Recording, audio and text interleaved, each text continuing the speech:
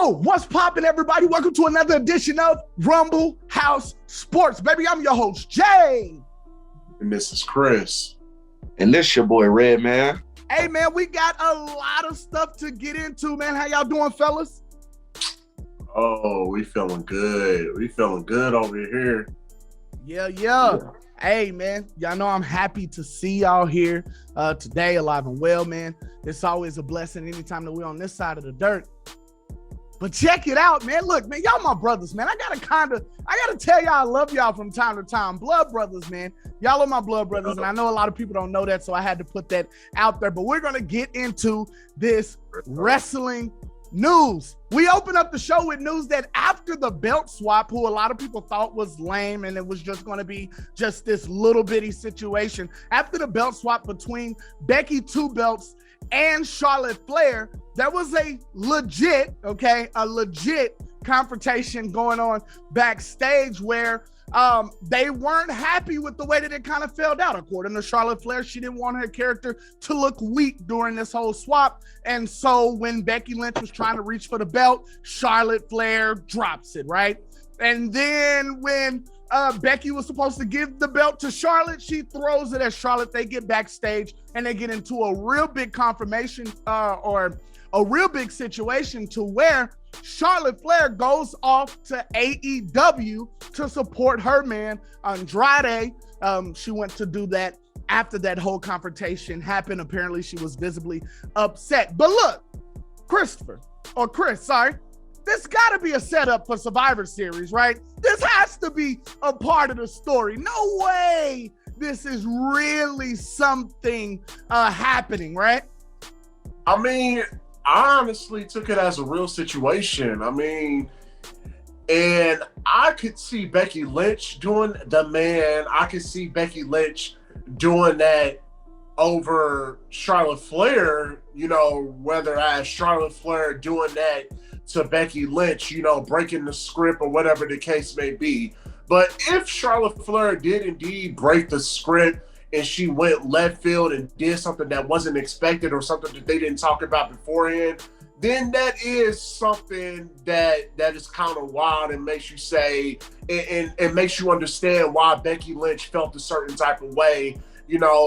They take this business serious, man, and if they're going to be embarrassed by, somebody who goes rogue and off script, I can understand why somebody would have a confrontation and have a problem with that backstage and approach that person and be like, yo, like, that's not what we talked about. Like, you sitting here, you trying to embarrass me. Like, as much as we're showing the people that we're enemies on screen, we're also partners at this point in moment in time, and we have to be on the same basis as to how things are going to go. So if Charlotte Flair really did do a situation like that, then I would imagine that Becky Lynch did, say something to her, and there was a confrontation, as well as it should have been if Charlotte Flair did go off script.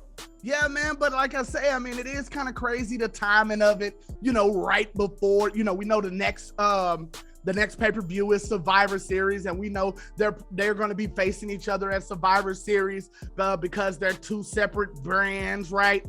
And this is the way that this works. But Red McMahon, don't this kind of build up that excitement? It kind of gets you excited and want to watch this, right? Yeah, absolutely. It definitely does build up the excitement for the match. Obviously, we have Charlotte Flair and Becky Lynch, obviously the Raw Women's Champion against the SmackDown Women's Champion at Survivor Series. And, they tore the house down a few years ago. I believe it was a triple threat match between Becky Lynch, Charlotte Flair, and Asuka over the Raw Women's belt, if I'm not mistaken. So Charlotte Flair and Becky Lynch, they have chemistry within the ring. But I definitely agree with Chris. Definitely, I feel like they went off script.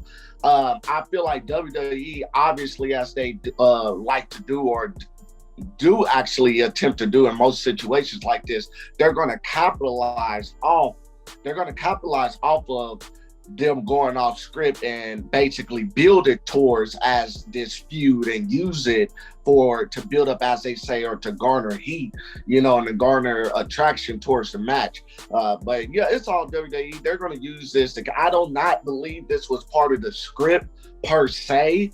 You know what I'm saying? I do feel like Charlotte Flair and Becky Lynch went off script. Obviously, Charlotte, she's the queen, right? She feels like, she's what, a 9-time, 10-time, 11-time women's champion. So I can definitely see her not wanting to feel weak.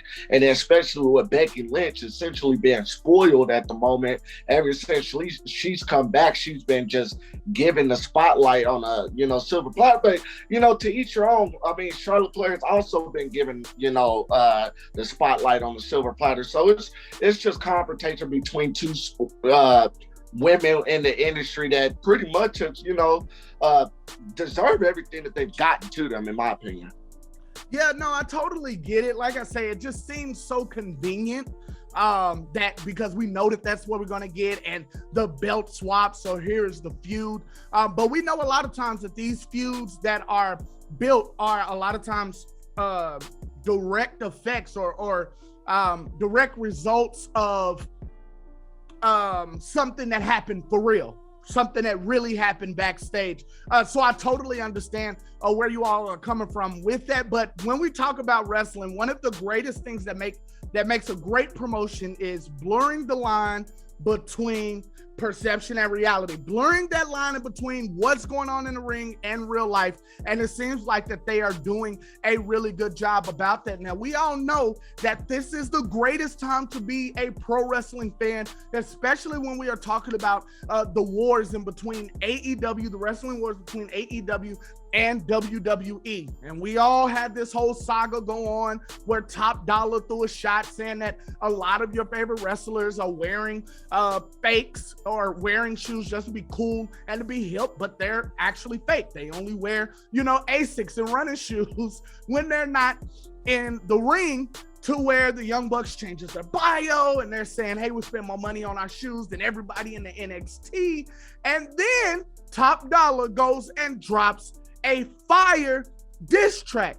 But in a recent interview, he says, look, I wasn't even talking about nobody, but I did say that a hit dog will holler and that they would tell on themselves. But guys, we know this had to be Vince, right? Vince had to have a conversation with Top. For him to kind of walk it back the way that he did, Vince McMahon had to tap him on the shoulder like, hey, calm down. I mean, what you think, Red McMahon? What is that what you would do, Red McMahon? Well, I think it was Vince from the jump, in my opinion. I think that obviously knowing that they're this hip hop group, right? And like what do you do if you're, in direct competition with somebody else? You're gonna, in the hip hop, especially in the hip hop industry, you're gonna drop a diss track. That's what you do. So I feel like where you going with this, Red? I feel like this was Vince McMahon's way of taking a shot at AEW through Top Dolla and Hit Row. That's just my personal opinion. And of course, as far as the interview goes, of course he's going to not throw it right out there and say, yeah, that's who I was talking about. I mean, but in this landscape, it doesn't matter, right? Roman Reigns said, took a direct shot at CM Punk, saying that, he wasn't who he once was and that he's not believable. CM Punk fired right back. You have Tony Khan and Tony Khan going, at Raw and Vince McMahon. So on one side, it's not really in that age of, you really can't make those waves, because that's what's happening. That's really what's happening.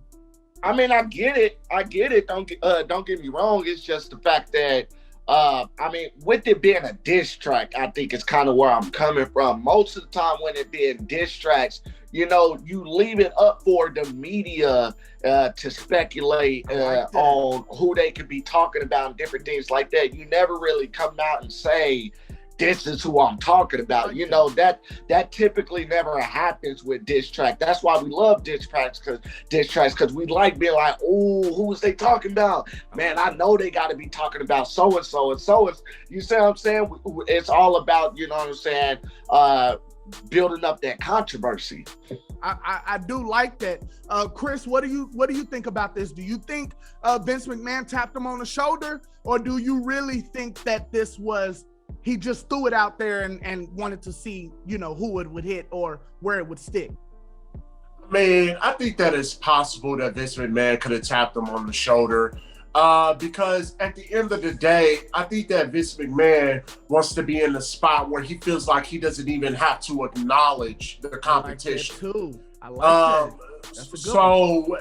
I think that he just wants to feel like that he's so secure in what his company, the WWE, is doing, you know, to where we're not even worried about those guys at AEW. Hey, man, you know, chill out a second, you know, don't go at those guys. Yeah, I know you could bring up, Roman Reigns did it, but yet Roman Reigns is in a different position. Yeah, that's what I was going to say. He's Roman Reigns, right. He's the face of the company currently. Right, he's the face of the company right now. They're at a different level, so I can understand Vince McMahon stopping somebody that's not on that level and saying, hey, you know, don't start beefing with the other company. You know, we don't even need to acknowledge them or get involved with anything like that. So I think that might be why he backtracked, not necessarily backtracked the statements, but didn't acknowledge about who he was talking about or who the diss song was about. I think that's more so the reason of that.